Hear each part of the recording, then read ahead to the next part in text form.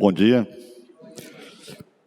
Hoje nós vamos continuar o nosso estudo da identidade presbiteriana, da nossa identidade presbiteriana, e nós vamos tratar de uma pessoa, de lembrar o nome, chamado Busser.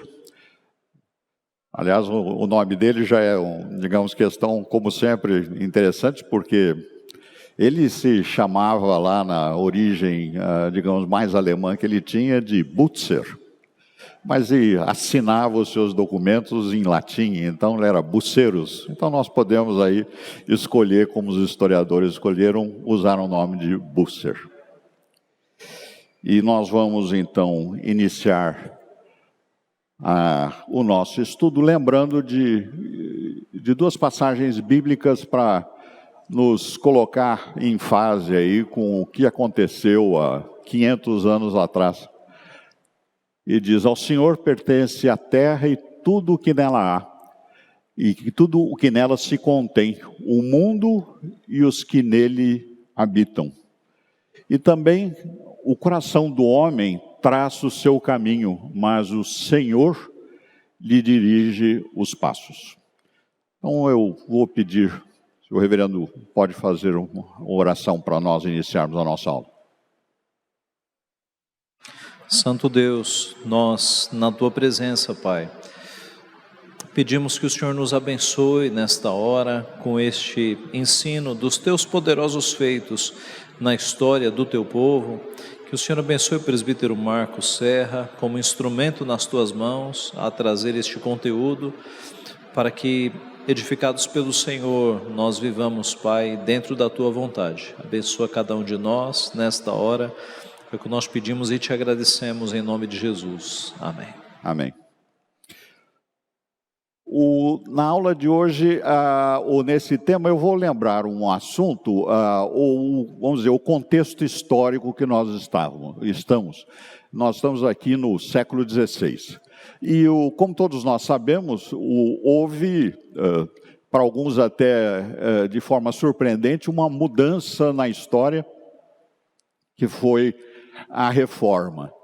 Mas eu gostaria de apontar que, como nós vimos lá, o Senhor é Deus, Ele é Senhor de toda a terra e de todas as coisas, Ele que dirige os nossos passos. Então, na iminência da reforma, lá na década de 1450, mais ou menos uns 60, 70 anos antes daquela manifestação, digamos, excepcional lá do Martinho Lutero, com as suas 95 teses lá sobre a indulgência em Wittenberg, isso 1450, aconteceram dois eventos interessantes e importantes. O primeiro dele foi a conquista de Constantinopla pelo Império Otomano.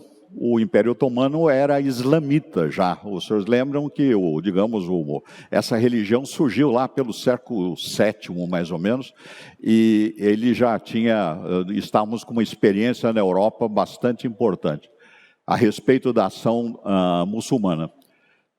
O segundo ponto é a tecnologia de impressão gráfica que o Johannes Gutenberg desenvolveu mais ou menos nessa ocasião. Esses dois eventos aconteceram nessa década, que dava mais ou menos 70 anos antes daquela manifestação do Gutenberg.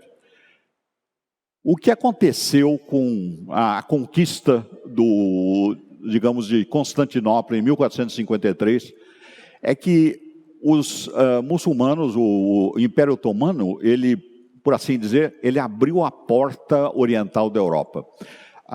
Vocês lembrem que os muçulmanos dominavam a Península Ibérica desde o século VII, VIII, e estavam lá ainda. Estavam sendo expulsos nessa época digamos, de 1450, mas quando o Império Muçulmano conquistou Constantinopla, que era o último bastião, vamos dizer assim, cristão ocidental ali naquela região do leste da Turquia, a Europa, os reinos da Europa e os governantes ficaram extremamente temerosos, e com razão, porque, como eu comentei, os islamitas estavam dominando a Península Ibérica há 700 anos. Desde do ano 700 e pouco, eles estavam dominando lá. E não à toa, porque daí a algum tempo, 1453, quando foi 1529, esses islamitas e otomanos estavam já às portas de Viena em combate contra os europeus. Já tinham chegado à Europa Central. E o que aconteceu nessa conquista de 1453 de Constantinopla, que foi um cerco importante de muitos anos? Essas conquistas, como nós podemos ver na história e até nos textos bíblicos, as conquistas eram muito violentas. O que se fazia com a população dominada ou que perdia a guerra eram coisas horríveis. Inclusive, os reis e esse, digamos, imperador muçulmano deu 3 dias de liberdade total para os seus soldados na cidade de Constantinopla para fazerem o que quiserem, digamos, tomarem posse, matarem as pessoas durante 3 dias seguidos, e foi um terror como eram essas guerras. Os que estavam em Constantinopla, lá nesse Império Bizantino, eles, digamos, na iminência da derrota, eles fugiram da cidade, e foi uma fuga em massa de toda a população que saiu de lá. E os eruditos, os sábios, por exemplo, que estavam e viviam lá, era uma cidade, uma capital de cultura, digamos, a Constantinopla, antigamente Bizâncio, tinha sido, e era ainda, acabava de perder, era, digamos, a sede, a capital do Império Oriental, do Império Romano Oriental. E esses eruditos, digamos, fugiram, como para não serem mortos e torturados, e, digamos, de maneira terrível, e levaram documentos com eles, que eles tinham lá, documentos gregos antigos, porque lá naquela região era uma região que se falava grego, não falava latim, era ainda uma região em que o grego era o dominante.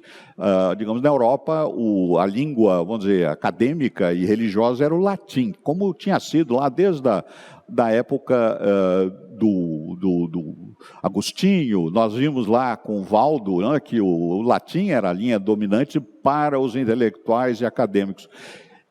Em Constantinopla era o grego e todo o leste do Mediterrâneo.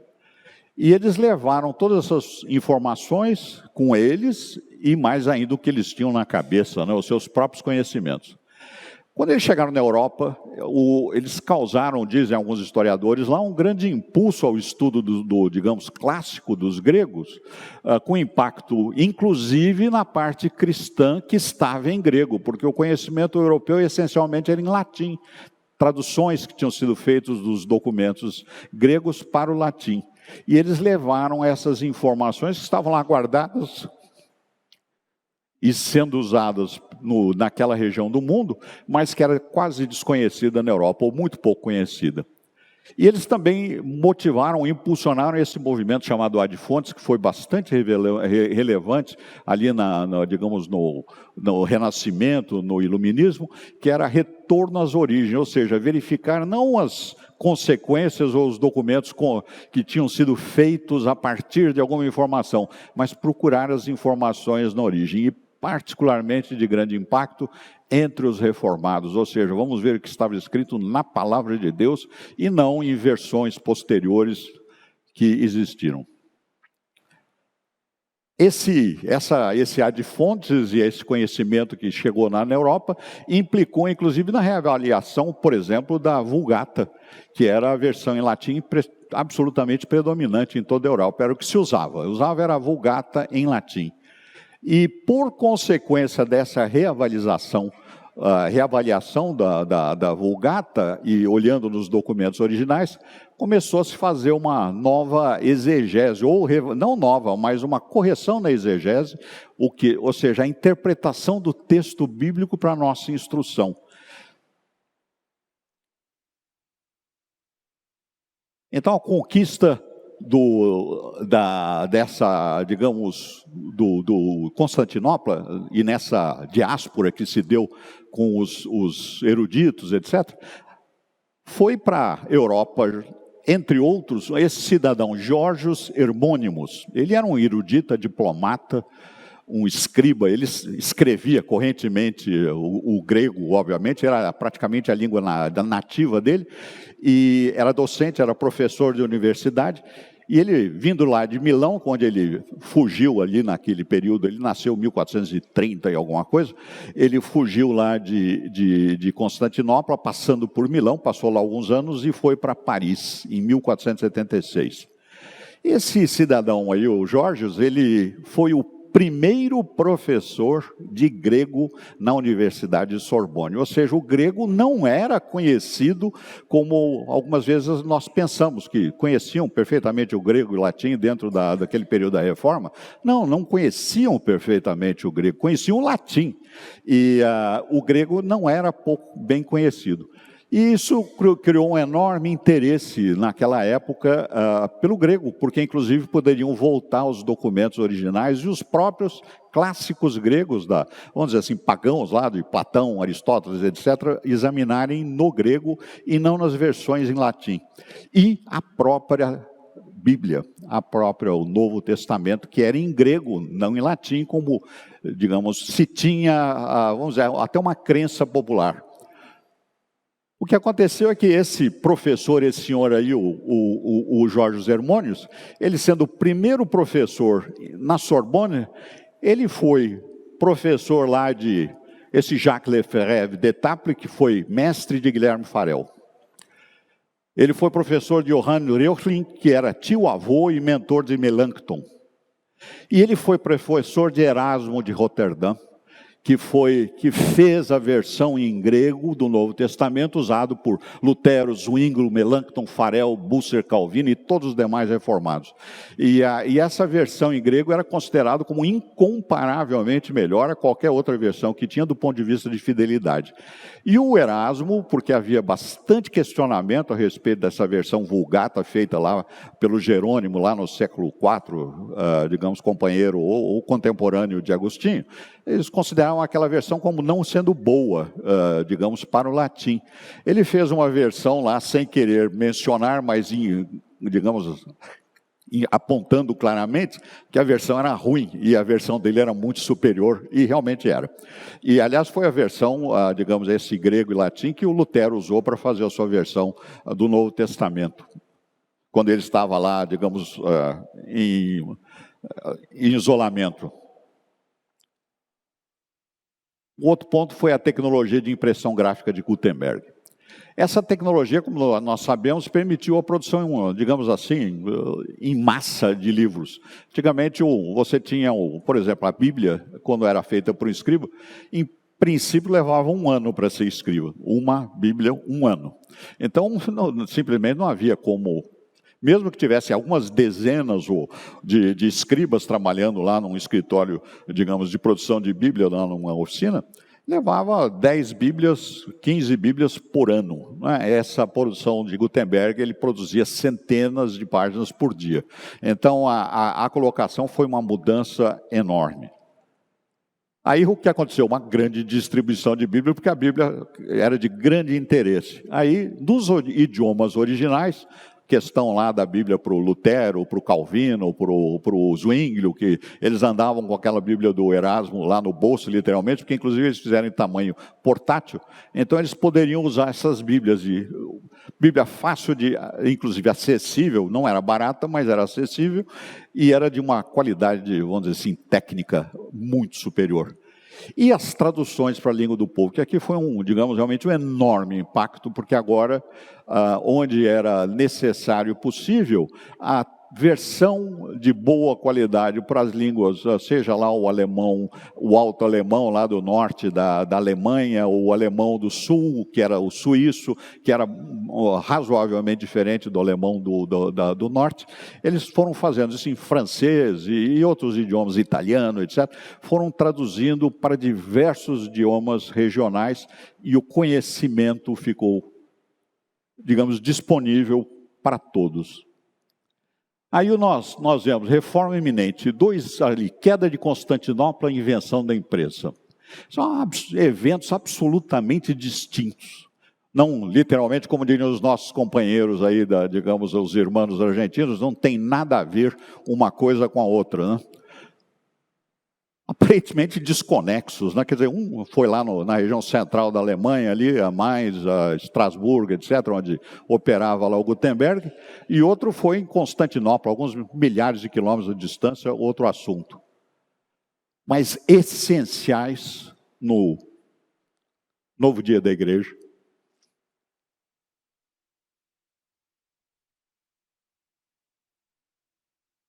Evidentemente, plano de Deus, ato de Deus, e aí, como dizem os nossos irmãos da Reforma, somente a Deus glória.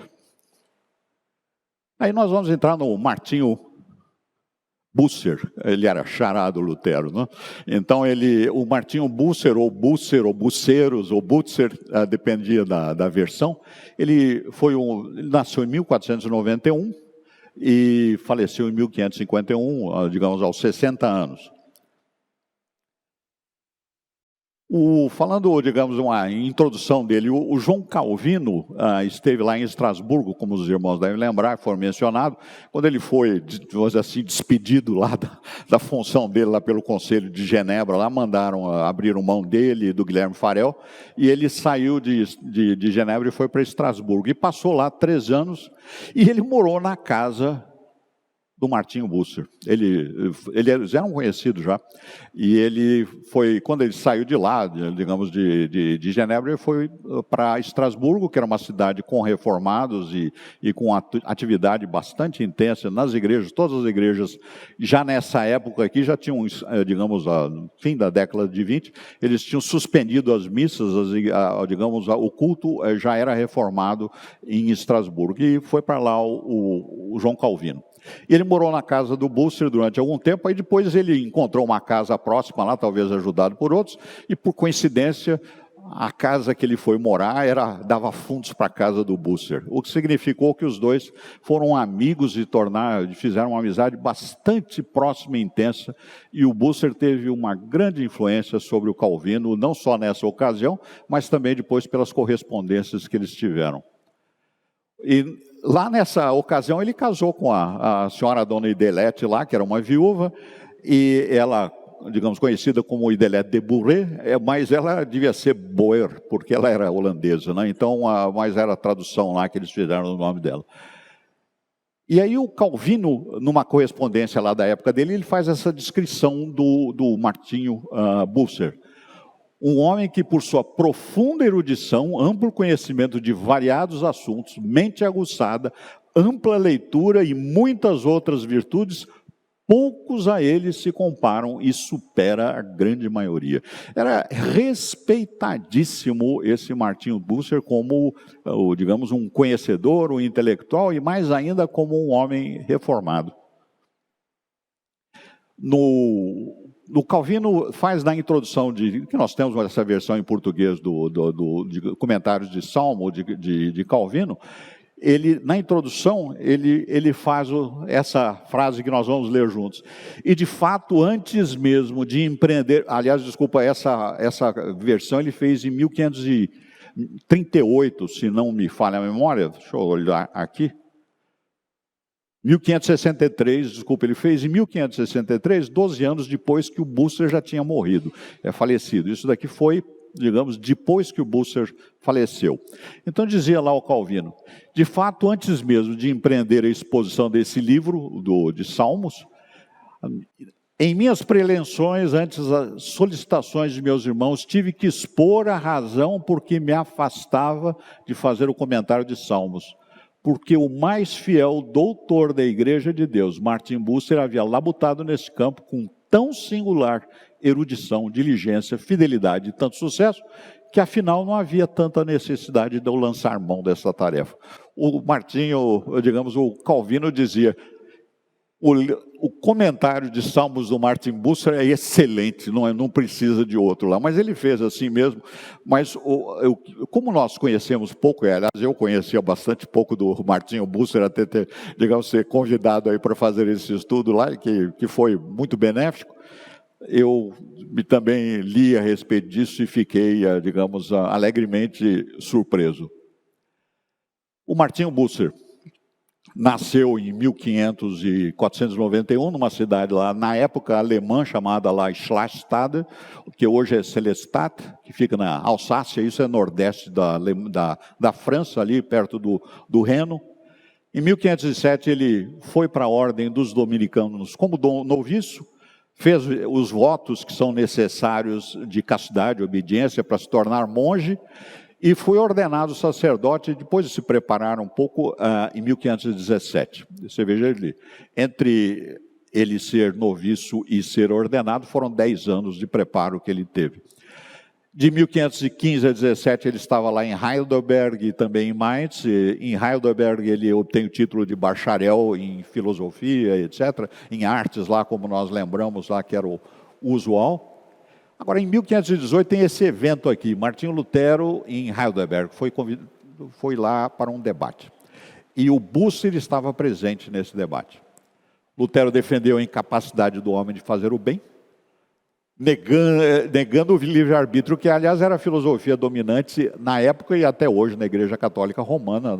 A Igreja Romana, ela é arminiana, não, aliás é muito antes do Armínio, mas ela defende esse livre-arbítrio, né, pelos atos, né, até nós vamos ver um pouco mais adiante, pela penitência, digamos, eles não usam a expressão arrependimento, porque o latim levou essa tradução para penitência, o esforço de tristeza em correção, a pessoa é levada à salvação a um determinado nível, mesmo assim ainda necessita dos tesouros da igreja para que ela seja tirada lá do sofrimento intermediário.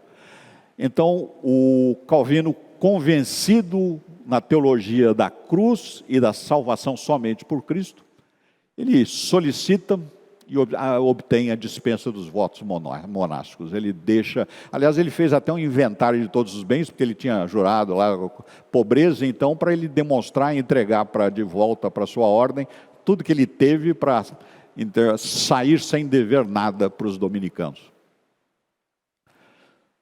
Ele saiu daí, já era conhecido, foi convidado para ser capelão do príncipe eleitor do Palatinado, que ficava ali em Heidelberg, que era a capital naquela época do Palatinado.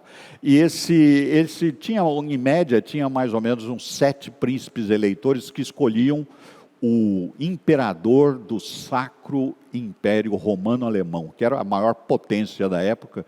Era um sistema que tinha sido desenvolvido depois do Carlos Magno, que o imperador do Sacro Império Romano-Alemão, ele não era necessariamente por descendência obrigatória, mas era por eleição dos príncipes que compunham os reinos do Sacro Império Alemão. E que esses príncipes aí variavam mais ou menos, dependendo lá da ocasião, tinha os bispos envolvidos, etc., de 7 a 10 pessoas, mais ou menos, que faziam a eleição.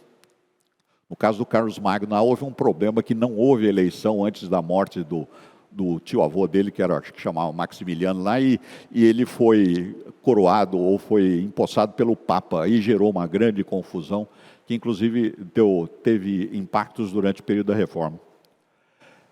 E em 1522, na região que ele estava, ele casou com essa senhora, com essa moça, Elizabeth de Silbereisen, a Elizabeth morreu em 1541 de peste lá, que era um problema, digamos assim, que retornava frequentemente nas cidades ali daquela região da Europa em geral, tinham peste negra, peste bubônica, e era muito violenta, matavam muitas pessoas. E ela casaram em 1522, e em 1541 a Elizabeth morreu. Para adiantar aqui o assunto, o Bucer se casou com a Wilbrandes Rosenblatt, que tinha sido mulher, era viúva na época, e com grande conhecimento teológico, aparentemente, era uma mulher bem respeitada pelos seus próprios conhecimentos. Ela era viúva do João Eclompádio, esse era líder da reforma na Basileia, e ela tinha, depois da morte do Eclompádio, casou com Wolfgang Capito, que era líder da reforma em Estrasburgo. E ela morava lá em Estrasburgo, ele morreu no mesmo ano, aliás, parece que da mesma onda de peste lá que matou Elizabeth, ela se tornou viúva e os dois casaram. Um ponto interessante assim para comentar, o Bucer, com as duas mulheres, ele teve 11 filhos. Com a Elizabeth foram 7, com a Vilbrandes foram 4. Desses 11, 2 sobreviveram. Todos os demais morreram na infância e com poucos anos, em função das questões de saúde bastante graves que tinham, naquela época. Aí, em 1522, ele casou com Elizabeth, ele foi para Landstuhl, que fica ali no Palatinado, e depois ele foi para Wiesenburg, que é na Alsácia. E ele estava lá pregando, ele cuidava de igreja, ele era casado, ele tinha casado, nessa ocasião aqui, acho que foi lá perto da época de Wiesenburg, e ele não era requerido que ele fosse celibatário para cuidar dessas igrejas.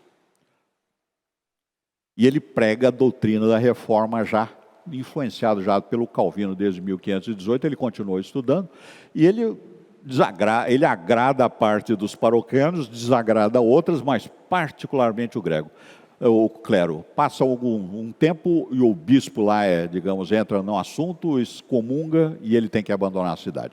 Então sai, aí com a esposa, eles recém-casados, ele vai para Estrasburgo, e ele chegou em Estrasburgo ali, literalmente, é padre excomungado, recém-casado, sem posses, e ele foi lá conversar lá com os conhecidos que ele tinha lá, e ele já tinha conhecido, que era o Mateus Zell, aquele Wolfgang Capito, o Caspar Reggio, que já tinham começado o trabalho de reforma em Estrasburgo, e as igrejas, tinham diversas igrejas, uma das igrejas eles pediram para o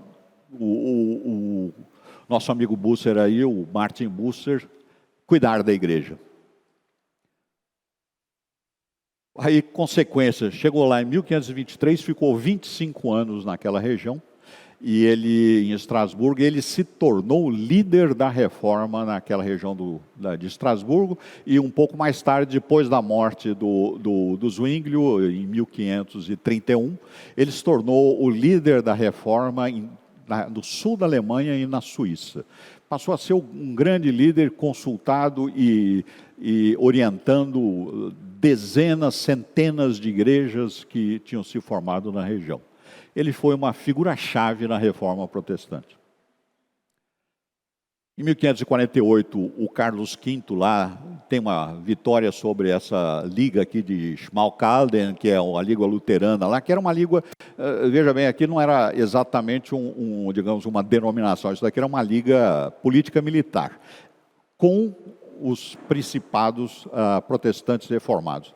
E eles se organizaram porque o líder da Schmalkalden era o Filipe de Hesse. E o Filipe de Hesse era, um eleitor da linha protestante, grande apoiador do Lutero e das demais reformadores na Alemanha, e ele estava questionando a validade da coroação do Carlos V pelo Papa, sem ter tido uma eleição dos eleitores do Sacro Império Alemão. E ele organizou lá uma batalha lá entre vários conflitos, e nessa ocasião aqui, em 1548, houve uma batalha, uma guerra que já estava há alguns anos, e ele foi derrotado pelo Carlos V. Bucer foi exilado, ele recebeu vários convites, inclusive para ir para Genebra, e ele aceitou o convite de ir para a Inglaterra. E ele foi para a Inglaterra, nós vamos ver, ele ainda auxiliou o Thomas Cranmer durante o período da implantação da reforma inglesa. Em 1551 ele morreu em Cambridge, ele era professor de teologia em Cambridge, bastante respeitado, aliás, respeitado na Europa inteira. Então vamos ver aqui a contribuição do Bucer para a reforma, alguns elementos, que ele trouxe para a reforma protestante ali do século XVI. Um elemento que salta aos olhos a todos que vão estudar um pouco do Bucer ele era um reformador e um diplomata entre irmãos. É uma questão interessante, ainda mais como nós lembramos do Lutero e de outros, e do Guilherme Farel, figuras, vamos assim descrever, sanguíneas, né? Então, a diplomacia não era o forte deles. O forte deles era a convicção, a argumentação, a energia com que eles faziam sermões extraordinários, mas a diplomacia e o conciliar o conciliamento não era o forte nem eu creio, do Lutero, nem do Guilherme Farel.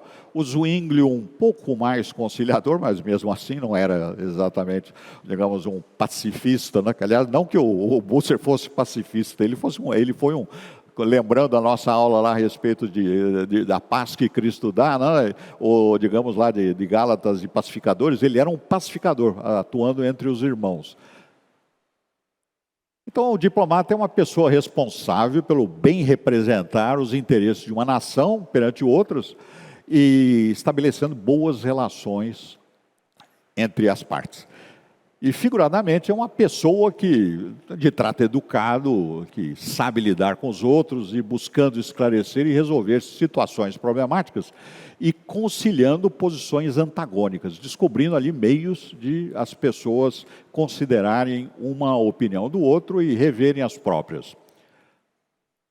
O Busser era um conciliador por natureza e ele foi reconhecidamente um diplomata da fé nesse período que, irmãos, realmente não era um período de muita paz em qualquer das partes. Entre os reformados havia bastante discussão, entre os do grupo do romanismo haviam entre eles muitas discussões. Aí haviam anabatistas que eram, digamos, uma convicção que foi surgindo naquele período que era, digamos, antagônica com os outros reformados, etc. Ou seja, era um período em que, vamos dizer, é difícil a gente dizer que era, digamos, menos conflituoso do que nós vemos hoje. Talvez até mais, mas o fato é que a raça humana, depois que deixou o Éden, ela não é um grupo de pessoas que se entende bem ou que tem um interesse pelo próprio. Então, mesmo reformados, entre irmãos, transformados pelo Espírito Santo, havia bastante conflito. Por exemplo, lá em 1521, lembrando, né, essa natureza diplomata lá do Busser, em 1521, veja, ele tinha acabado de deixar lá, abandonado, digamos, ser monge, deixado a ordem lá dos dominicanos. Ele já era reconhecido, digamos, como um indivíduo de boa qualidade teológica e digamos, de aconselhamento. E ele foi convidado, como nós lembramos, para ser capelão do príncipe eleitor do Palatinado, ali que fica com capital em Heidelberg, que era uma região que dominava, inclusive, a Alsácia. Toda a região ali era daquele príncipe eleitor. E ele, como esse capelão, ele já ficou conhecido de várias pessoas. Aí, como nós vemos, ele intermediou lá, ele foi moderar, digamos, conversa do Lutero com esse Jean Glapignon aqui, que era conselheiro do Carlos V, era o mais poderoso rei da Europa. De acordo lá com esse senhor Brecht aqui, que fez a biografia do Lutero. Então, a colocação era que o Carlos V era católico mesmo. Ele era neto da Isabel da Espanha e do Felipe, lá, os reis católicos da Espanha, era neto deles. E ele sempre foi, digamos, da linha católica. Mas nós vamos ver aqui mais tarde, o Lutero tinha uma interpretação que as pessoas não deveriam se postar contra a autoridade.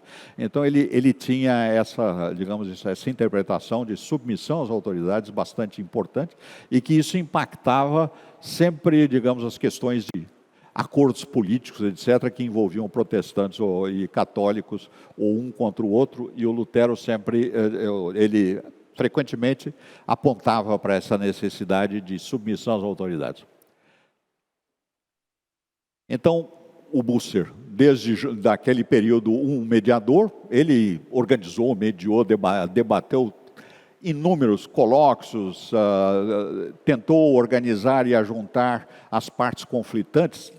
Durante todo esse período da vida dele lá, de 1522, desde que ele abandonou, aliás, começando em 1521, e foi até a morte dele, inclusive, lá na Inglaterra.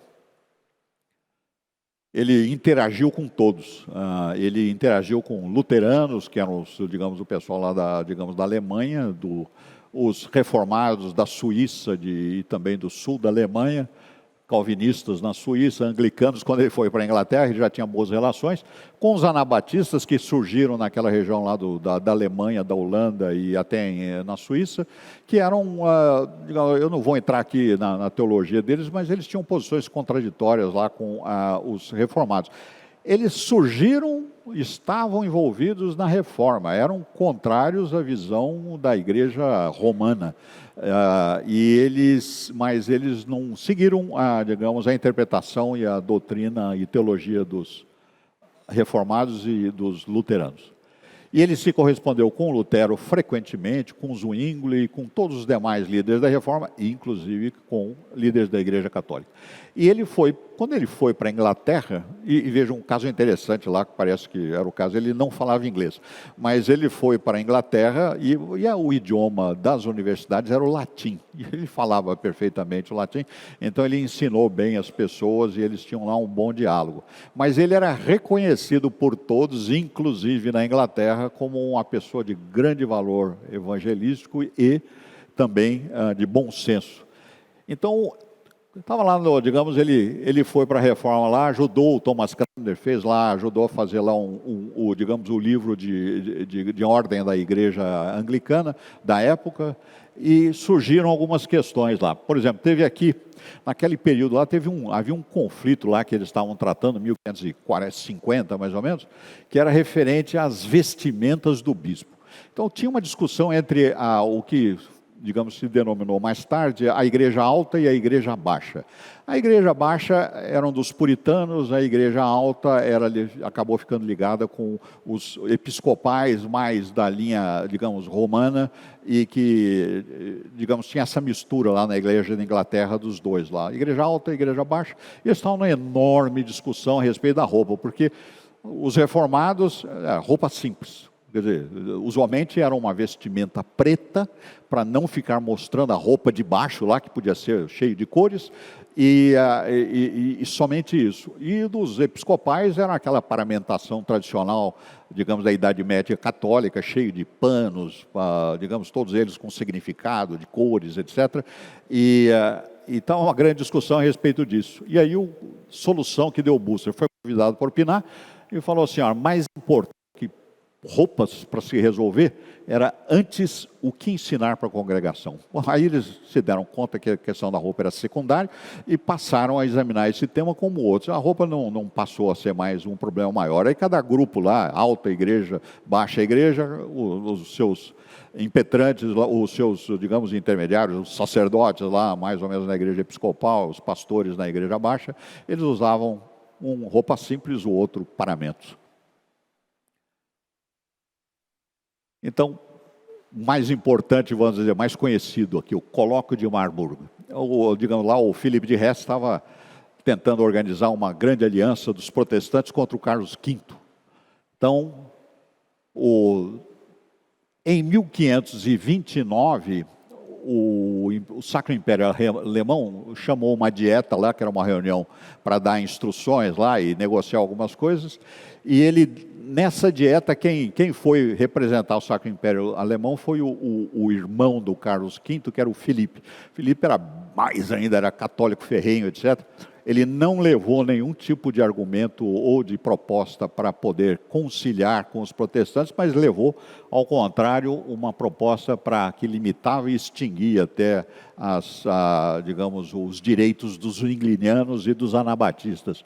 Dava os luteranos tinham que se submeter a uma série de questões católicas. A consequência, obviamente, foi 6 príncipes eleitores, 14 cidades imperiais, tipo Estrasburgo, mais tarde Genebra. Cidade imperial era uma cidade ali com digamos, a circunvizinhança que tinha independência, não era submetido ao rei eleitor da região, mas respondia diretamente para o imperador do Sacro Império Alemão, né? Então, na Suíça, eles tinham os conselhos que respondiam lá para o Sacro Império Alemão, e em Estrasburgo também tinha conselho, ficava na Alemanha, mas não respondia para o eleitor ali de Heidelberg, mas ele respondia para o rei.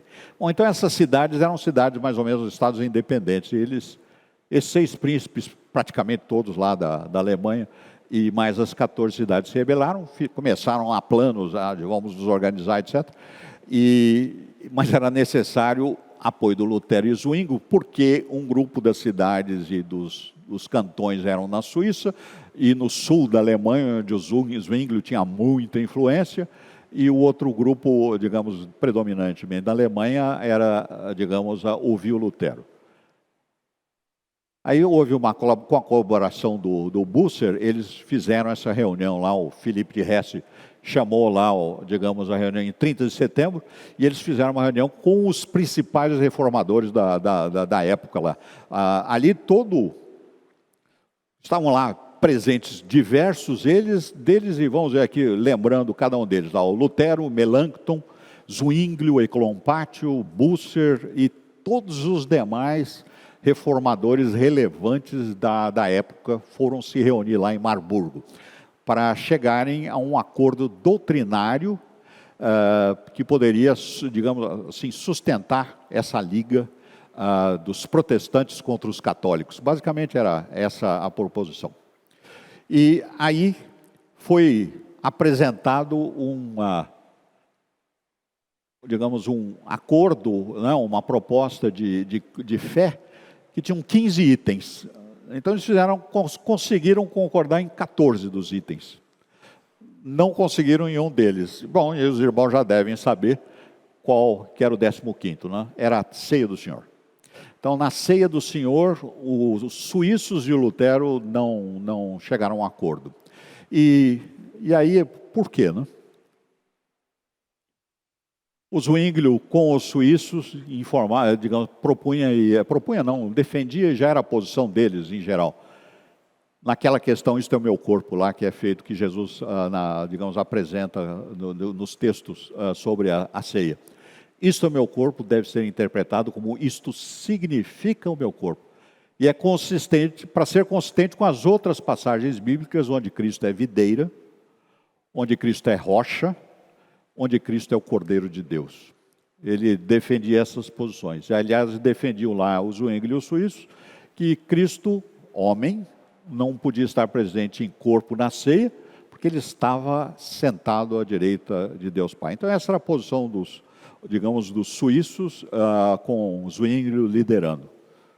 O Lutero dizia que a interpretação zwinglianista e suíça era fantasia subjetiva, não considera a arte da linguagem a gramática, que a direita de Deus pode estar em toda parte, e que o corpo de Cristo está sob, acima e no pão, e realmente se dá aos participantes para comer.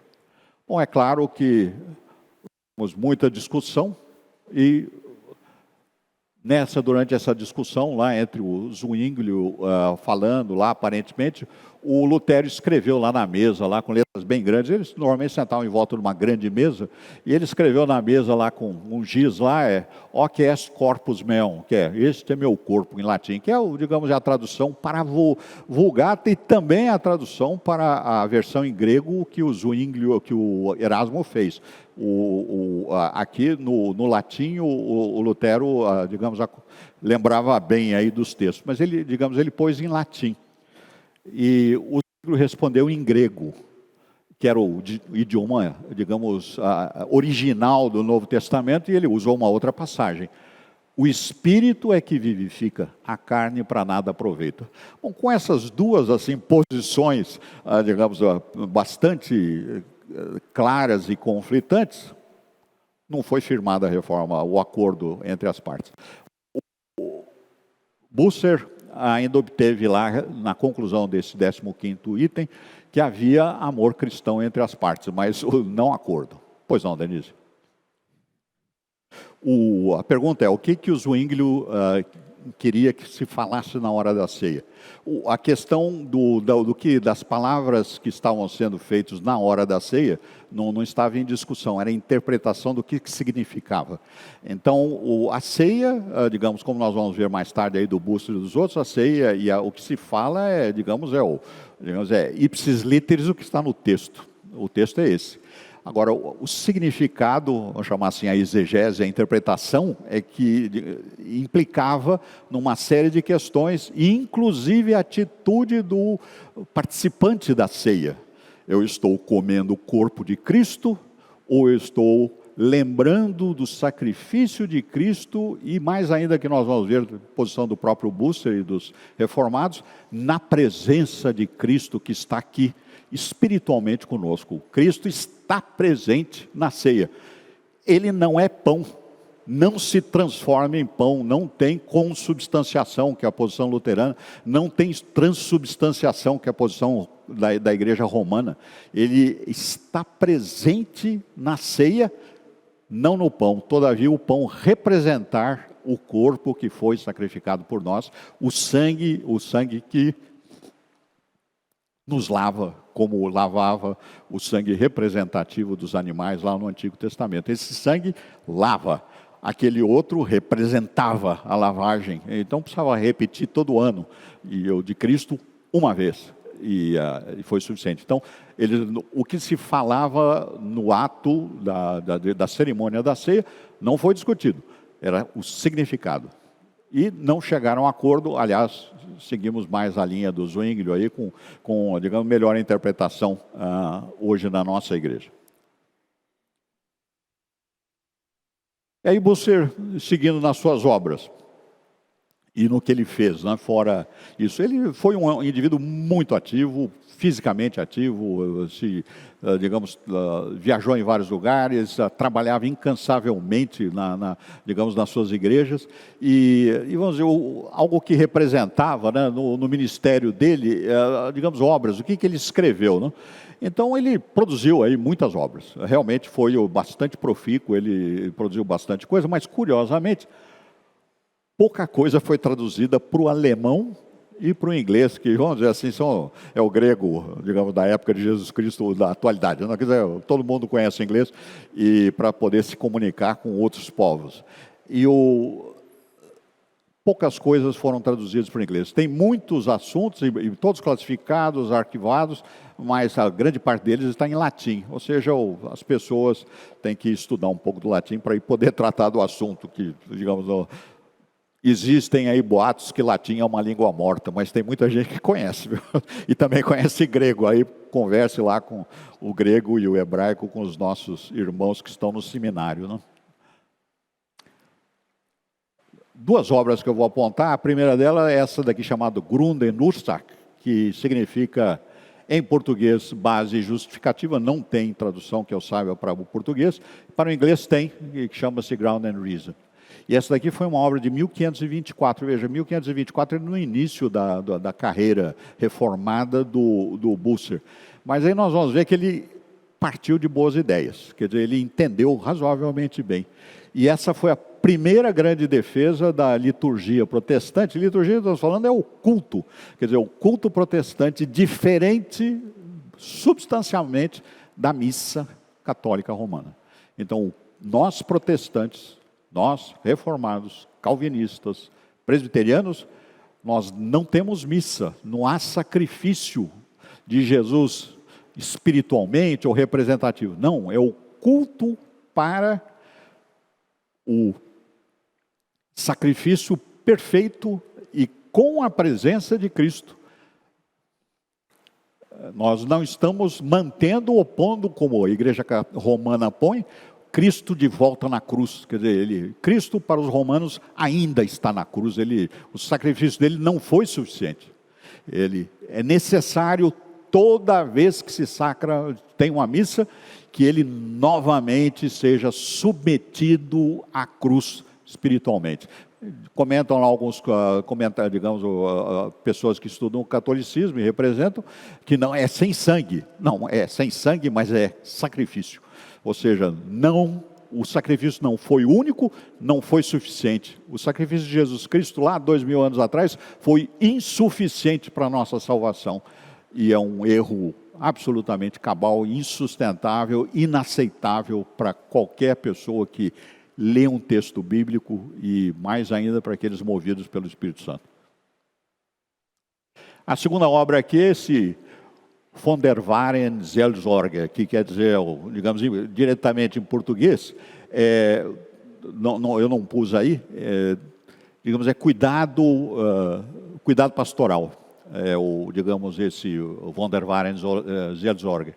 E para o inglês foi traduzido assim, Concerning the True Care of Souls, que para o português saiu sobre verdadeiro cuidado das almas. Existem comentários, mas não tem a versão em português dessa obra. E essa obra já é de 1538, ou seja, é mais adiante, 3 anos antes da morte dele, e é o primeiro manual de teologia pastoral feita pelos reformados. Vamos dar uma rápida olhada aí. Perguntas? Pois não. Eu queria saber se já havia templos, 4 paredes nessa época. Templos, igrejas, assim, igrejas reformadas, ou eles usavam os antigos templos católicos, que tiraram as imagens, coisas assim, ou eles já construíam os templos para adoração a Deus. Bom, uma pergunta interessante que, inclusive, eu poderia até dizer, vou tratar mais tarde, né? Mas não é exatamente isso que eu trato, então vou comentar o que a dona Neuraci perguntou. Então, se haviam sido construídos, vamos dizer, novos salões de culto. Eu vou usar a expressão salão de culto porque templo, digamos, tecnicamente assim, nós não devemos usar. Todavia, ser perfeitamente usual e normal entre nós crentes chamarmos, estamos no templo. Porque é o templo mesmo, que quando nós nos juntamos para prestar culto a Deus, nós estamos no templo, né? E no templo final, o real, né? Não o imaginário lá, ou digamos a sombra que era lá em Jerusalém. Mas a construção de templos ou salão de cultos, nessa ocasião eu não tenho conhecimento de nenhuma construção que foi feita nesse período aqui. E o que acontecia e que aconteceu foi que nessas cidades, particularmente da Suíça e da Alemanha, nisso inclui aí, digamos, a Genebra e etc., e em outros lugares, vamos dizer, a religião era determinada pelo governante, seja ele rei ou o conselho, no caso lá dos cantões da Suíça. Então, as construções existentes eram transferidas para a religião que era a oficial.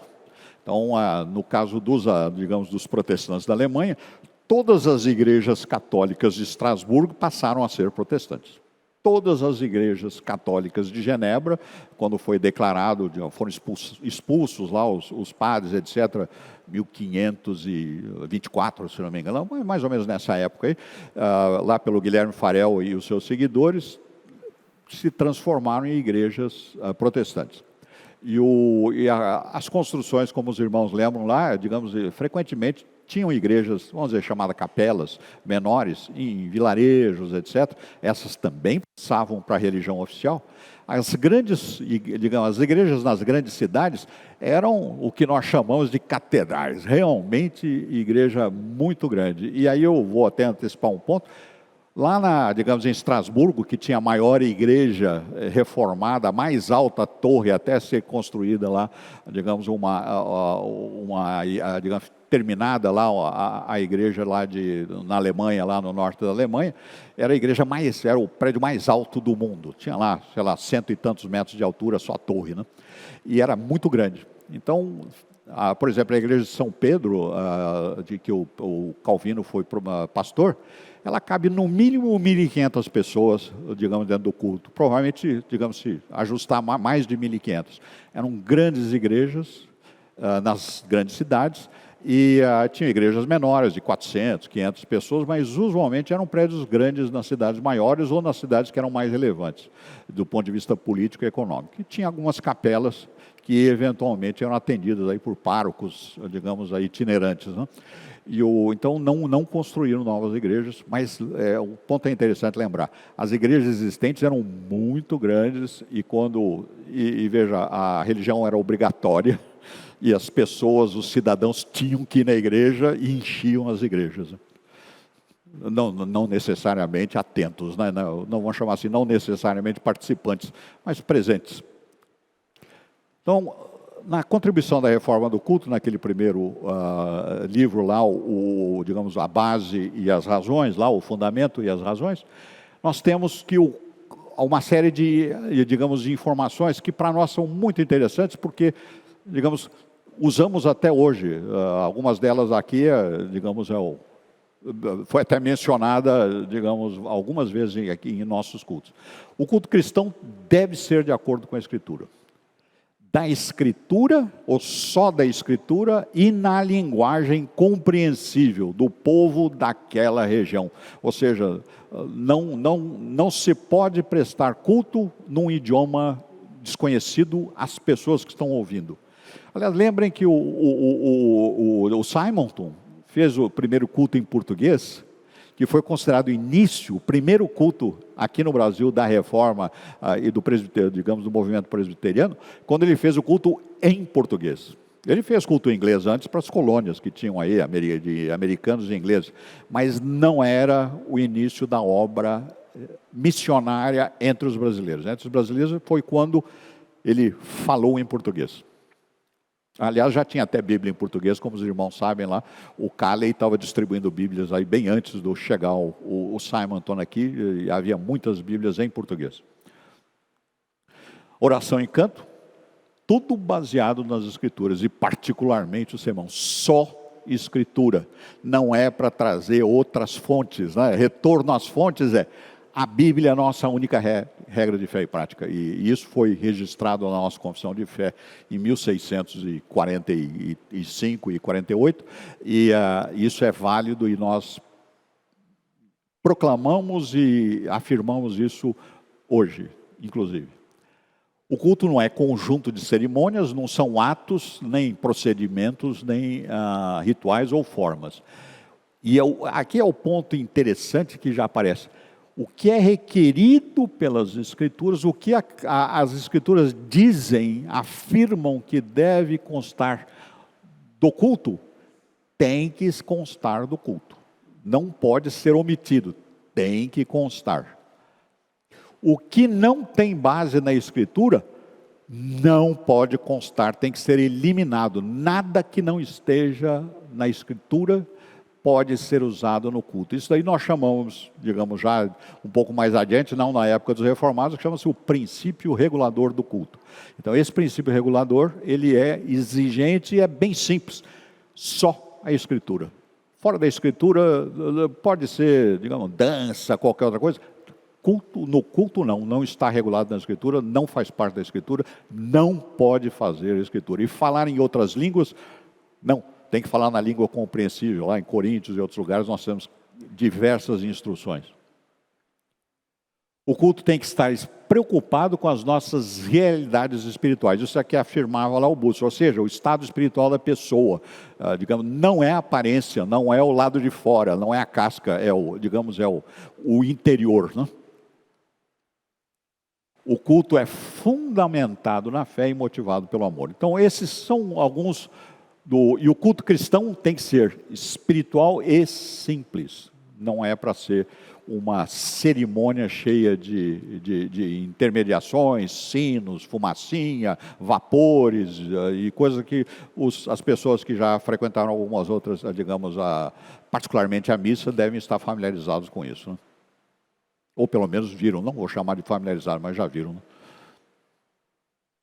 Na ceia do Senhor, esse é outro elemento essencial no culto, para nós é absolutamente essencial. A ceia do Senhor é um elemento, digamos, que não pode ser aberto mão, ele tem que constar do nosso culto.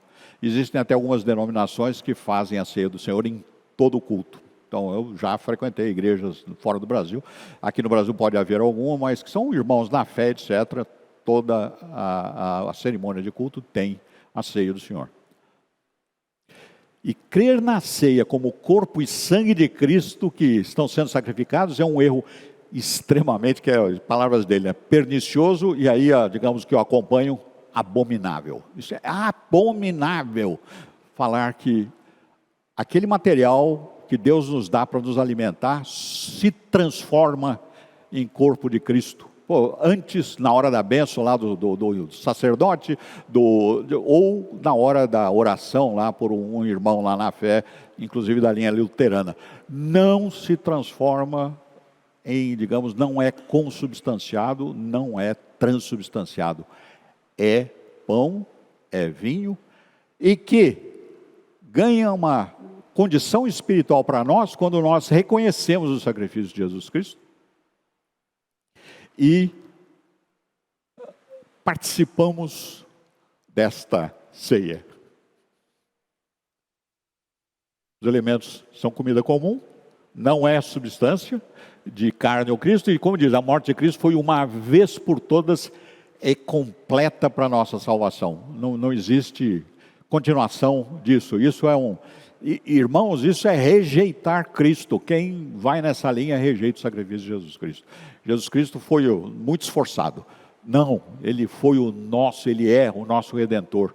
Foi completa e suficiente. A ceia deve ser chamada, como é chamada na Bíblia, de ceia do Senhor. Não é para chamar de qualquer outro nome que não seja ceia do Senhor, ou digamos um subnome, na origem, né? Eucaristia também significa ceia do Senhor. E aí eu quero chamar de altar, que tinha mesmo um altar. Na época, digamos, dos nossos irmãos crentes na promessa do Salvador em Israel, tinha um altar.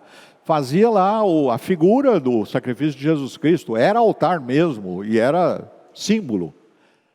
Depois de Jesus Cristo, e Jesus estabeleceu isso antes da morte dele, é uma mesa, é uma ceia.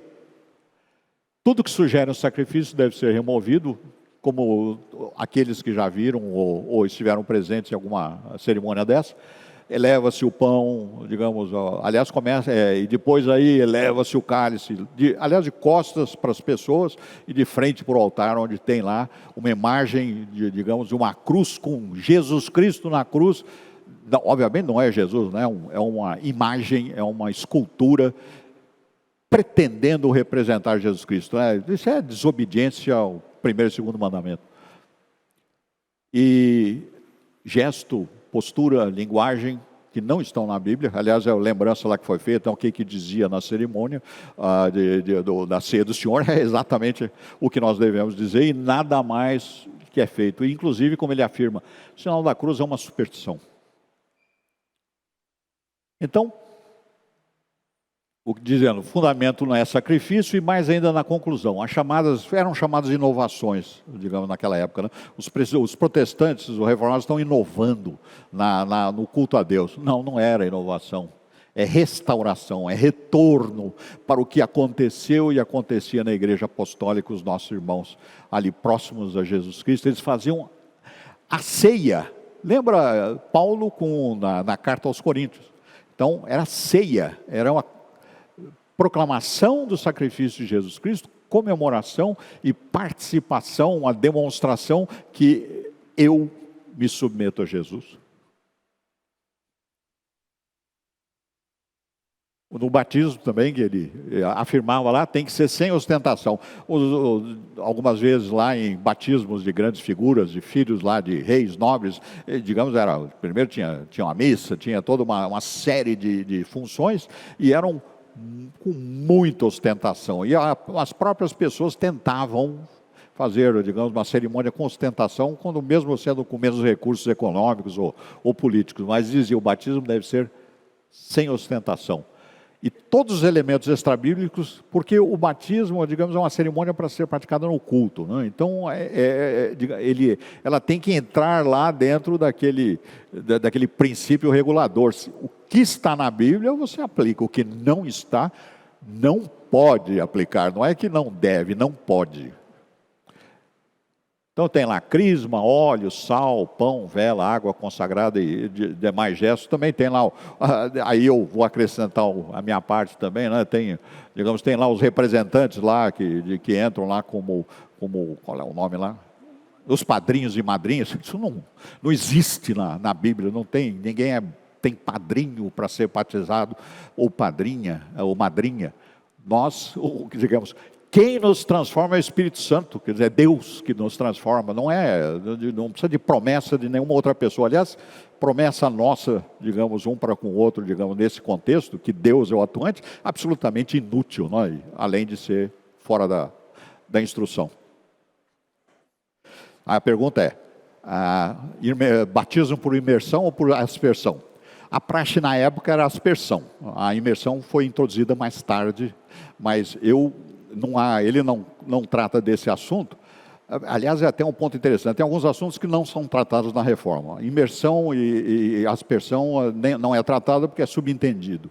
E também o pré-milanismo, pós-milanismo, esse assunto não era tratado porque era subentendido que, digamos que não precisava, essa revelação, essa interpretação do século XIX aí que surgiu essa questão de pós-milenismo, pré-milenismo não era problema teológico, passou a ser agora recentemente. Então, a prática sem justificativa não serve a nenhum propósito. É o princípio regulador. Aí, canto e oração e a pregação. Tudo na linguagem compreensível, tudo, para que as pessoas possam ser edificadas e encorajadas. Nós temos que entender a mensagem. Veja, nós sofremos um processo lá que é descrito em alguns lugares, lá como chama metanoia. É a transformação da nossa mente. Nossa mente, isso é em grego, não é passando para o português, é transformar a nossa mente. A nossa mente passa a compreender a mensagem quando nós somos transformados pelo Espírito Santo. Então tem que fazer uma mensagem que a nossa mente compreenda. E nós aqui no Brasil falamos português. Então tem que ser em português. Não adianta falar em grego, digamos, clássico, latim, qualquer coisa como essa, que, digamos, podem ser textos muito bons para quem entende. Para quem não entende, eu vou chamar assim, é inútil, né? As canções e orações, veja, canção e oração baseada na Sagrada Escritura. Isso é muito importante. Quando nós estamos fazendo oração, muitas vezes nós não estamos usando texto, digamos, ipsis literis, mas nós estamos dando interpretação e compreensão daquilo que é ensinado no texto bíblico. Então, o que é ensinado no texto bíblico, o que é parte da Bíblia, que as orações devem ser, como ele bem colocar, baseados na Escritura. Os salmos que podemos cantar ipsis literis, nas mesmas letras que estão escritas, perfeito, são absolutamente aceitáveis. É o Espírito Santo que nos colocou aquele texto. Mas podemos também oferecer interpretação nossa como filhos adotados de Deus. E aí um ponto interessantíssimo: nenhum serviço para a congregação reunida, corpo de Cristo, deve ser realizado, nada, batismo, santa ceia, nenhum serviço, sem pregação. A pregação é central. E essa leitura léxico contínua aqui é do texto e contexto. Não é para se pegar salteado frases soltas para ser, digamos, para alguns para atender a conveniência do tema. Não, é o que Deus revelou para nós no contexto que ele apresenta. A missa na Igreja Católica, ou na Igreja Romana, eu uso a Igreja Romana porque católica, é universal. A Igreja Romana não é universal, então a Igreja é romana, tem sede lá no Vaticano. A nossa Igreja Universal tem sede nos céus, né? Jesus Cristo, ela é universal. A Igreja Romana não é universal. Tem o representante aqui na Terra, e aliás o cabeça. Na missa da Igreja Romana tudo era em latim, aliás o grande debate, discussões aí algumas décadas atrás, quando passou a ser feito na língua popular, e as orações, homilia, etc. E a letra e o canto não baseado em escrituras. Imagem e escultura também, veja, isso faz parte da nossa vida de adoração. Então, lá naquela questão lá, digamos que veio lá da dona Neuraci e comentário, as igrejas eram as igrejas originalmente católicas e romanas, mas removeram todos os ídolos de imagens, não havia mais nenhuma imagem, e ele bem afirmado aqui, o Busser, as pessoas e os crentes devem ser ensinados com a palavra de Deus, e não com blocos e pedras, e aqui é a tradução dele lá pelo versor para o português, e pinturas estúpidas, ou seja, pinturas que não significam nada, sem significado, né? Aí outra coisa muito relevante, não tem veneração de santos, nem de religria, e mais ainda, não tem peregrinação a lugares nenhum. Irmãos, esse negócio de peregrinar para Israel, isso não é cristão. Quer dizer, nós vamos visitar Israel e ver por onde Jesus Cristo Pode ter passado porque não se conhece bem, além de ter mudado tudo. Não tem peregrinação em Israel. Ninguém, digamos, quem for batizado no Jordão lá é um rio meio sujo. Então não tem vantagem nenhuma. Aquilo lá é uma desobediência à instrução bíblica. Então não tem veneração de santos, relíquias, peregrinações, supostamente sagrados, supostamente afirmados por pessoas que são sagrados. E, digamos, sagrado é a criação de Deus, né? O mundo é de Deus, tudo é dele. Então não tem nenhum lugar da terra que não seja dele, inclusive terreiro de Umbanda, é tudo de Deus, mas só que ali naquela região tem um grupo de pessoas em desobediência a Deus, e que na criação deles estão em rebelião contra Deus.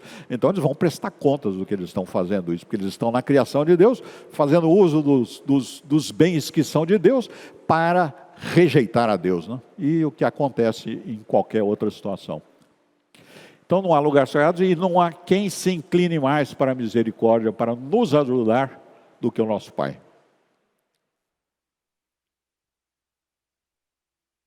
Aí, outro ponto interessante, a abolição de todos esses dias santos, não podem ser justificados pelas Escrituras. Veja, irmãos, o dia de comemoração do Natal não é dia santo. É um dia que foi estabelecido para nós lembrarmos o nascimento, a encarnação do nosso Redentor.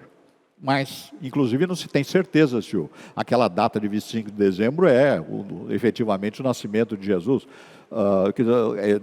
Não é relevante se era próximo, que era distante, mas foi escolhido um dia para nós comemorarmos o nascimento, digamos, tornar-se servo do nosso Senhor Deus, que se fez homem, né? E também a Páscoa, digamos, a passagem, digamos, a morte, e nós, digamos, é Páscoa, sim, a passagem de Jesus que enfrentou a morte por nós. Mas esse dia, irmãos, para nós não é santo, é uma comemoração que nós estamos fazendo daquela ocasião. Nós, do ponto de vista prático, nós não temos, o dia santo nosso é o domingo, que foi separado para nós dedicarmos a Deus, santificado nesse aspecto. Nós vamos dedicar todo o nosso esforço a Deus, toda semana, no primeiro dia da semana. Então, para que estabelecer celebrações inúteis que não tem uma única palavra de Deus? E como bem lembrado aqui nessa época do carnaval fora de época, né? As buscas carnais. Que o carnaval, como os irmãos devem conhecer, ele é comemorado 40 dias antes da Páscoa, porque é a última ocasião para se praticar os desejos carnais antes do período da quaresma. Aí as pessoas têm que mudar de espírito e durante 40 dias se submeter a Deus. Quer dizer, isso é um absurdo, né? Digamos, do ponto de vista lógico, né? Mas é isso que é comemorado há séculos e promovido pela Igreja Romana.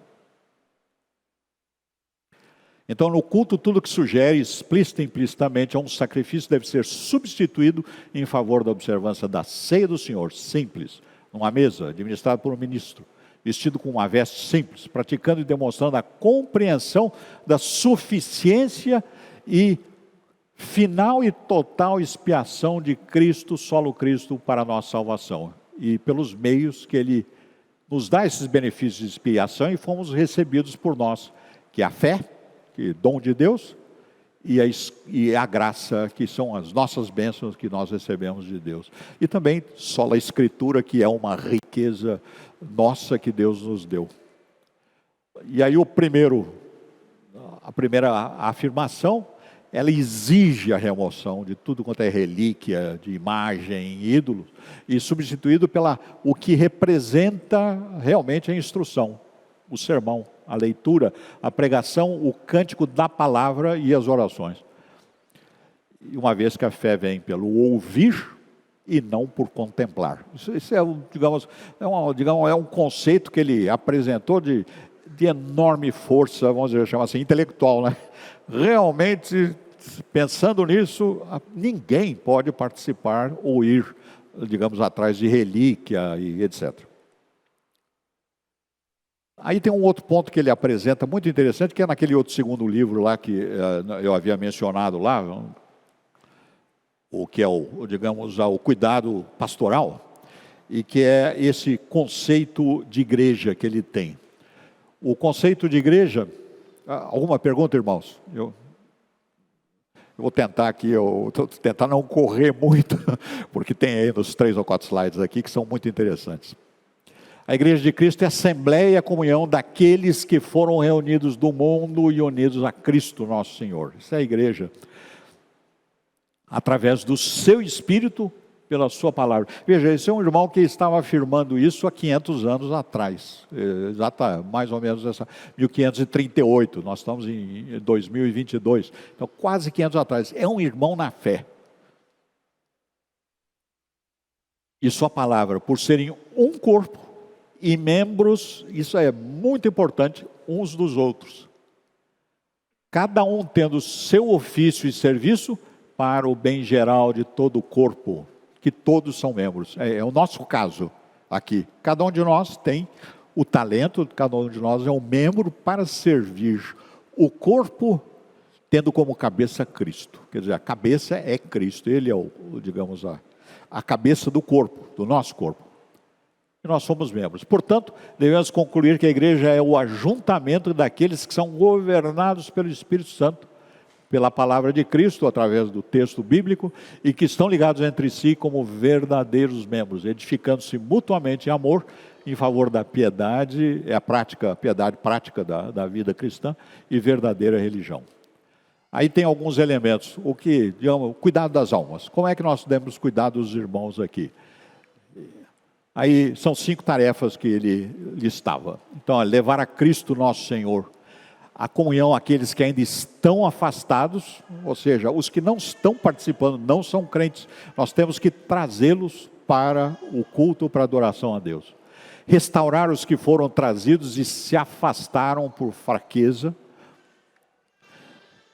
Reforma daqueles que estão na igreja, mas que estão em pecado, ou seja, desobedeceram de maneira grave, inclusive. Estabelecer a força e a saúde cristã daqueles que estão enfraquecidos e doentes na vida cristã. E proteger de toda apostasia e continuamente encorajar para as coisas boas os que estão no rebanho de Cristo. E sem pecar. Mas frequentemente nós nos enfraquecemos durante a nossa caminhada cristã. Então esse daí é o primeiro cuidado das almas. Aí o fortalecimento espiritual. O que nós fazemos para edificar a igreja, para lutar contra o pecado? Qual é a cura? E aí ele dizia, as Escrituras, todas a mesma resposta. E para tratar as ovelhas fracas de sofrimento, o mais importante é apontar e adverti-las e que devem participar das reuniões da igreja com toda a diligência e ouvir a palavra de Deus e receber os sacramentos e serem zelosas e referentes nas práticas da igreja. A palavra é que fornece a cura. Ela é a raiz para, digamos, de correção das nossas ações pecaminosas e da nossa incredulidade. E uma vez que as enfermidades e fraquezas da vida cristã decorrem da fraqueza e ignorância da fé. E a palavra de Deus esclarece.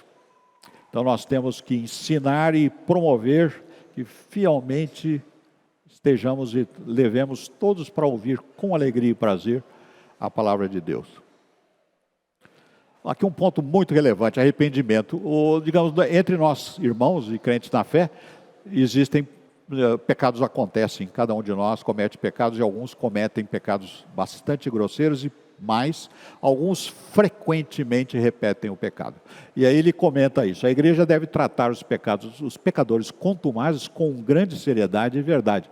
Não pode omitir ou perdoar pecados de ninguém, exceto daquele sobre quem pode ser reconhecido, na medida do possível, estar arrependido de seus pecados e comprometido em todo o seu coração a caminhar em retidão. E não simplesmente dizendo, sinto muito, não vou fazer isso de novo. Essa afirmação para um pecador como Tomás digamos, não serve, irmãos, não serve. Tem que se manter na fé e demonstrar que não está mais pecando. Porque isso é um problema gravíssimo que afeta a vida eterna daquela pessoa e pode comprometer os irmãos. A contumácia no pecado e vamos dizer, aceitação por amor cristão, isso não é amor cristão. Amor cristão é apontar o erro com paciência, ajudá-lo a corrigir, mas jamais desprezar ou ignorar um erro. Isso não pode acontecer. A igreja deve buscar com os muitos sérios indícios do seu verdadeiro arrependimento. Aqui tem um ponto interessante, que na versão, digamos, da Vulgata, em latim, toda vez que aparece arrependimento, porque foi traduzido do latim, ela aparece como penitência. Bom, isso vocês podem ver lá na tradução lá do Figueiredo, lá, que em português era uma tradução dominante entre os católicos brasileiros. Por ter sido levado para o latim e depois, e no latim a palavra que foi escolhida lá pelo o Jerônimo, que podia, não era errada, mas talvez não fosse a melhor aplicação, para arrependimento era o equivalente de penitência. Aí quando vem para o português, traduziu-se como penitência. Então, aquilo, João Batista, lá no texto do Figueiredo, fala lá, penitenciai-vos porque o reino está próximo, não é arrependei-vos. Bom, penitência para nós, em português, e a teologia que se dá, a exegese que se dá, não é arrependimento, é uma ação de tristeza que vai compensar pelo pecado cometido. Não é isso, é arrependimento. Então, ou seja, por que houve desvio não por quê, mas quais foram um dos elementos que ajudaram o desvio? Foi uma má tradução do texto bíblico para o latim, que desorientou muitas pessoas. Irmãos, fiquem atentos para as más traduções da Bíblia em português. Muito atentos. Desvia do nosso caminho da fé. O Busser foi quem iniciou a profissão de fé.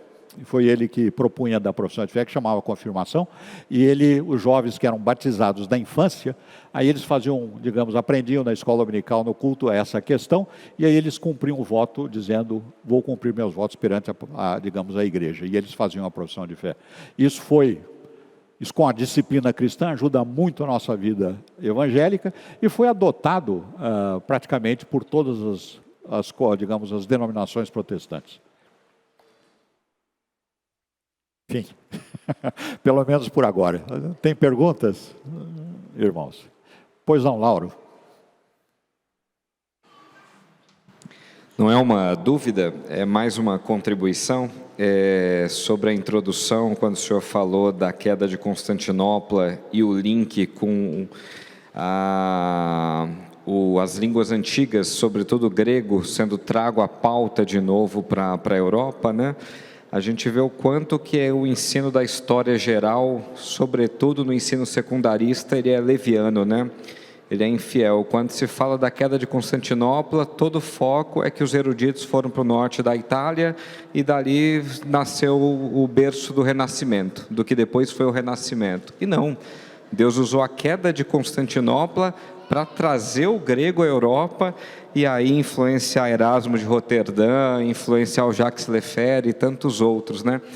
A gente vê o mesmo, por exemplo, nos livros de história, quando se fala de reforma protestante, se cita a reforma, mas a ênfase, o foco é a contra-reforma. Então se fala da reforma para falar que o movimento da Companhia de Jesus chegou ao Brasil. Então os jesuítas vieram, porque um tal de Lutero lá fez alguma coisa e teve a contra-reforma. Então os nossos livros de história geral são muito infiéis e desonestos, de modo a sempre ofuscar a sã doutrina. Toda a história que é ensinada nas nossas escolas, ela tenta diminuir o evangelho. E nisso tudo nós vemos que Deus é soberano em tudo, né? Em quedas de impérios, em guerras, né? Foi uma guerra, as guerras italianas que providenciaram o desvio de Calvino para Genebra, né? E nisso tudo eu vejo quão importante está sendo essa série nossa aqui na igreja, de estudar a história da igreja, de trazer à pauta essa história que as salas de aula, infelizmente, não ensinam mais, né? Obrigado. É isso, sem dúvida. A história da igreja, como lembra aí o nosso irmão Lauro, a história da igreja é a história da raça humana, é a história da criação. É um só autor. E nós,